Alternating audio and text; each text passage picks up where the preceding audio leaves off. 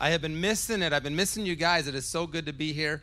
All of you at home, please keep signing up to come. We'll try to keep everybody filtered through, and hopefully we can get everybody back soon, right? It is just, I love seeing some of these smiling faces, and I can't wait to see everybody.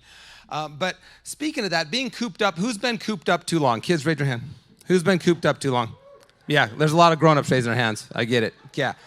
Yeah. Whose kids have been cooped up at your house too long? There we go. Okay. Yeah, so it got me thinking back, and this is a little bit of a grown-up lesson today, a little bit for the kids. There's some sad stuff in here. You'll be okay. I have faith in you.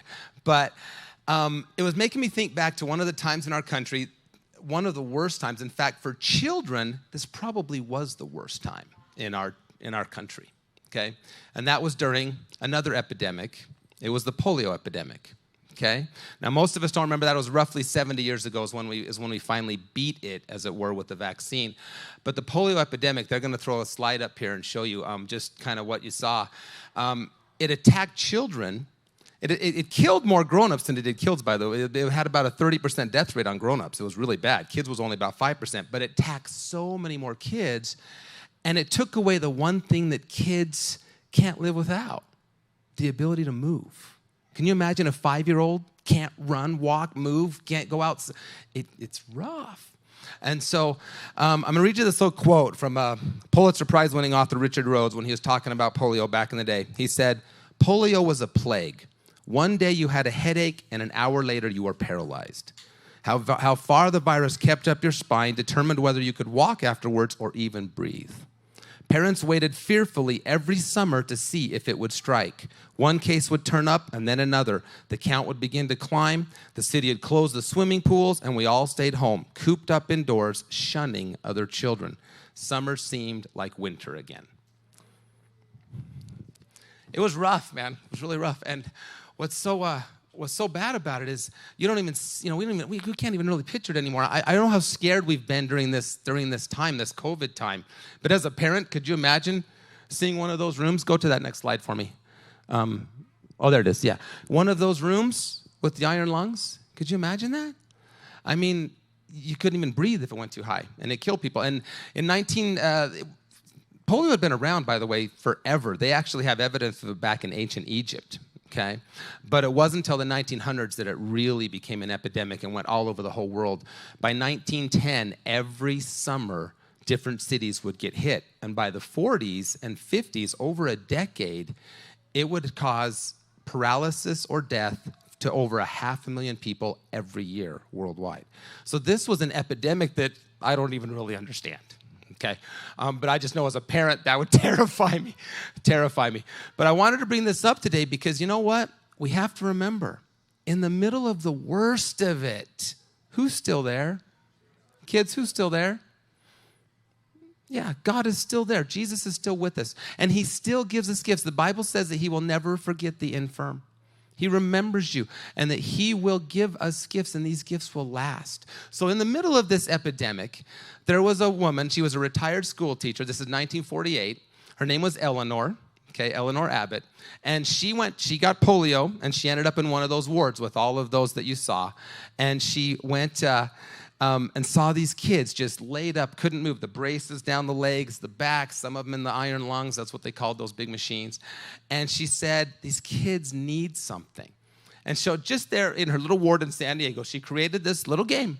She just made this little fun game, and the kids played it, and then they'd add to it, and then she'd color it, and they made some little cards to go with it. And she did this, just got bigger and bigger. And after a couple months, they've kind of perfected this, and it went through the whole ward, and it started to spread, and everybody thought it was the funnest thing in the world. So they went back to her and they said, "You need to go call one of the big game companies." And she said, "Okay." So she called up Milton Bradley, and Milton Bradley saw the idea, loved it, and they came out with one of the most beloved games in the history of our country. Okay, anybody know? Not Monopoly. Nope.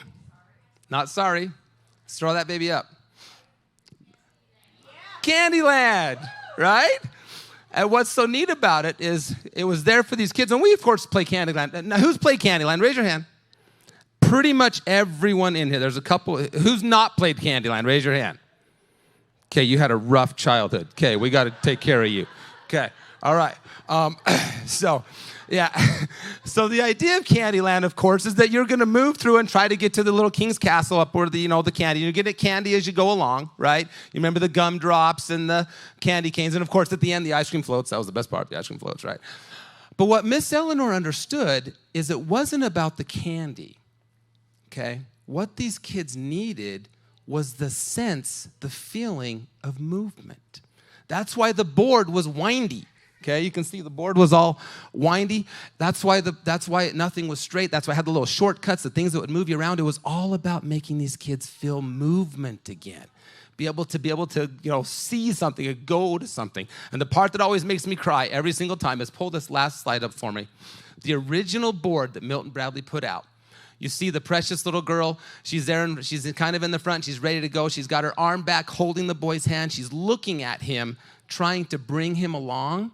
In the original board, he's got a little brace on his leg and his back is all arched. He has polio.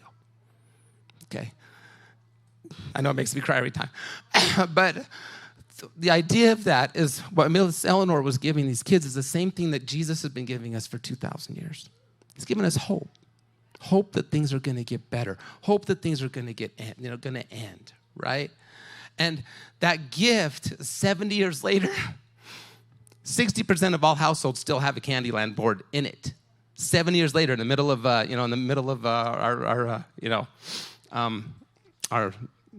new world, it's all video games.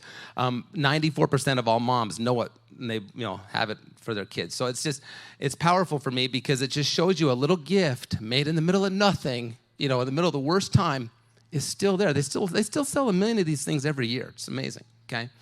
But I just wanted to show you this because there's two things we can take out of this. Number one, 70 years from now, when those generations are looking back, what are they going to see that came out of this? Are they going to see something good that came out of this? Are they going to see a nation that was together, that built hope, that created things, that passed the love of Jesus around? Or are they going to see a nation that was divided, a nation that was full of fear, a nation that had hate running rampant?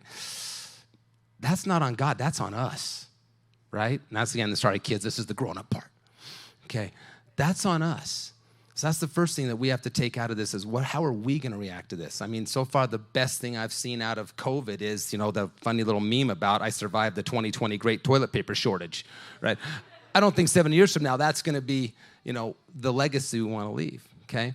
But here's the other side. The other thing we can take out of this is, remember, God's gifts are eternal. His gifts last. His gifts are more powerful than what we're going through.